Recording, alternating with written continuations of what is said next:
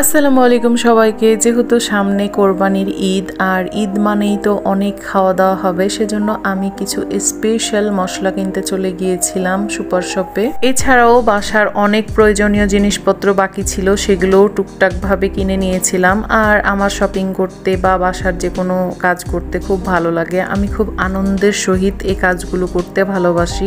বাসার জন্য যাই হোক না কেন সবকিছুই কেনাকাটা করতে আমার বেশ ভালো লাগে। তো এইখান থেকে আমি ঈদের জন্য কিছু ড্রিঙ্কস নিয়ে নিয়েছিলাম, আর আমি নিয়েছি এবার মোজো। আপনারা কে কোনটা খাচ্ছেন অবশ্যই আমাকে কমেন্ট করে জানাবেন। পোলাও, বিরিয়ানি, তেহারির সাথে আমার ড্রিঙ্কস না হলে একদমই জমে ওঠে না খাবারগুলো। কেন জানি মনে হয় কি আমি কোনো কিছুই খেলাম না, তো অবশ্যই আমার ড্রিঙ্কস থাকাই লাগে। তো সেজন্য আমি মোজো নিয়ে নিয়েছি। আমি যে কোরবানি ঈদের মাংসের জন্য যে মশলাগুলো কিনে নিয়ে এসেছিলাম ওগুলো ভালো করে ধুয়ে রোদ্রে শুকাতে দিয়েছি। এইগুলো শুকিয়ে গেলে আমি এগুলোকে মশলার জন্য রেডি করে ফেলবো এবং এগুলোকে গুঁড়া করে নিব। আমি এইখানে যে মশলাগুলো ধুয়ে পরিষ্কার করতে দিয়েছিলাম সেগুলো হচ্ছে জিরা, তারপর শাহি জিরা, জয়ফল, জয়ত্রী, স্টার মশলা, সাদা গোলমরিচ, শুকনা মরিচ, এইগুলো সবগুলো আমি ভালো করে পরিষ্কার করে রোদ্রে দিয়ে রেখেছি। যেহেতু এই মশলাগুলো বাইরেই থাকে আর বাইরে অনেক ডাস্ট পড়ে বা ধুলাবালি জমে থাকতে পারে, সেজন্য আমি ভালো করে ধুয়ে নিয়েছিলাম। আর ধোয়ার পর এগুলোকে রোদ্রে দিয়ে দিয়েছি। এখন এগুলোকে মশলা করে নিব।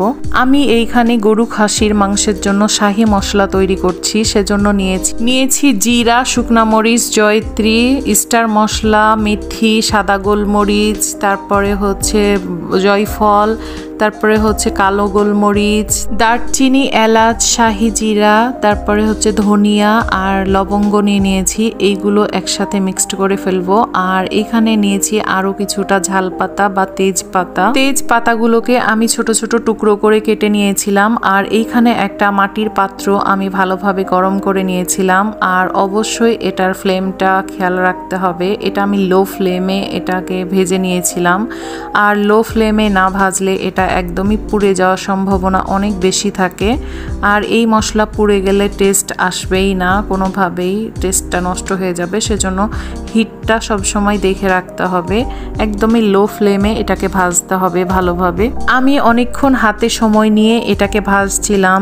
আর এটা এমনভাবে ভাজতে হবে যেন হচ্ছে গরম থাকে কিন্তু ক্রিস্পি হয়ে যায়, এইরকম ভাবে ভাজতে হবে। আমি এইভাবে ভেজে নিয়েছিলাম। আর এটা অনেক সাবধানে ভাজতে হয়, এই মশলাটা একদম পুড়ে গেলে টেস্ট নষ্ট হয়ে যায় বা দেখতেও কালো হয়ে যায়, কালো হওয়াই যাবে না এই মশলা। আমাদের বাসায় এই শাহি গরু বা খাসির মশলা ছাড়া গরু খাসি রান্না করাই হয় না। আর এটা গরু খাসির টেস্ট দ্বিগুণ বাড়িয়ে ফেলে এই মশলা। আপনারা যারা এখনো এই মশলা সম্পর্কে জানেন না বা খেয়েছেন তারা তো অবশ্যই ভালো বুঝবেন এটার টেস্ট কেমন, কিন্তু যারা খাননি তারা অবশ্যই আমার রেসিপিটা দেখে বানিয়ে বাসায় খেয়ে ফেলবেন, অনেক বেশি মজা। এইবার কোরবানি ঈদে কে কি খাবার বানাচ্ছেন আর কে কি খেয়েছেন আমাকে অবশ্যই কমেন্ট করে জানাবেন, আমিও জানতে চাই আপনারা কে কি খাবার খাচ্ছেন।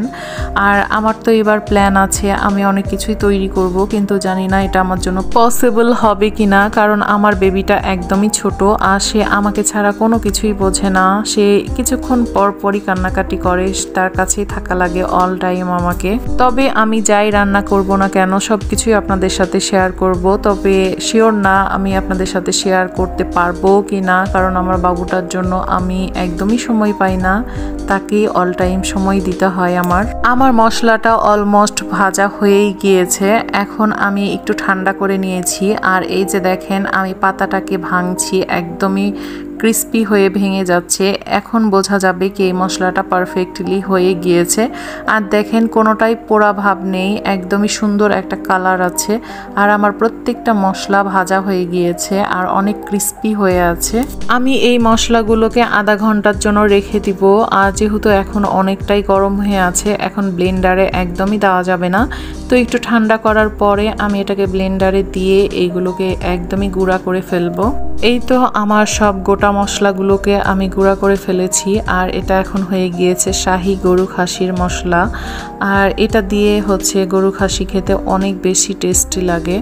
যারা খাননি তারা অবশ্যই ট্রাই করবেন এবং আমাকে কমেন্টে জানাবেন কি আপনাদের কাছে কেমন লেগেছে এটার টেস্ট। এই মশলাটা আমার 1 থেকে 1.5 মাস ইজিলি চলে যাবে, আর এটা এখন আমি এয়ারটাইট বক্সে রেখে দিব। তো আজকের ভিডিও এই পর্যন্তই, দেখা হবে নেক্সট ভিডিওতে। আমার এবং আমার ফ্যামিলির জন্য দোয়া করবেন। আপনারাও সুস্থ থাকবেন, ভালো থাকবেন। আল্লাহ হাফেজ।